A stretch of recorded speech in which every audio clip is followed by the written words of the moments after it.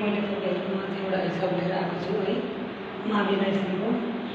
number वानमा तपाईँको 1 1 है अनि 4 8 9 27 16 त्यस पछाडि वाट भएको छ है तपाईँको चाहिँ अप्सन पनि छ एमा 25 बीमा 64 सीमा 36 डीमा 49 है कसरी गर्ने विचार गर्नु होला है हजुर यो भनेको चाहिँ तपाईँको स्क्वायरको के गरेको छ जस्तै यो दुईवटा गुणले गर्ने a को स्क्वायर हैन a को क्यूब यस्तै यो दुईवटा तपाईँको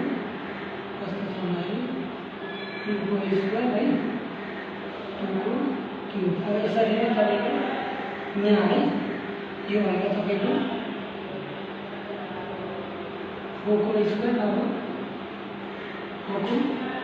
क्यूब भन्नु पर्यो तपाईँको 4 को स्क्वायर को हेर्नुहुन्छ कति हुन्छ 4 को स्क्वायर भनेको तपाईँको कति हो भन्दाखेरि 4 into 4 गर्दाखेरि 4 को 16 है अब 4 को cube is equal to 4 into 4 गर्दाखेरि 4 चौको 16 है 16 चौको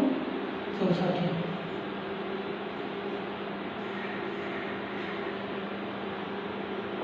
आंसर है 64 तपाईँको आंसर भनेको 64 है है कसरी भन्दा बुझ्नु भने तपाईँहरूले सुरुमा स्क्वायर गर्नु त्यस पछाडि क्यूब भनेको तपाईँको पावर क्यूब भनेको यो आधार चाहिँ 3 वटा है जस्तै यहाँ आधारमा चाहिँ 4 छ बेस भनेको 4 है 4 चाहिँ 3 वटा हुन्छ गर्ने जस्तो यहाँ त्यसरी नै a को स्क्वायर a को क्यूब 2 को स्क्वायर 2 को क्यूब यो भनेको तपाईँको 3 को स्क्वायर 3 को क्यूब है त्यसरी नै 4 को स्क्वायर 2 को क्यूब गर्दाखेरि तपाईँको एन्सर 64 आउँछ है यसरी गर्नुपर्ने हुन्छ यो आन्सर चाहिँ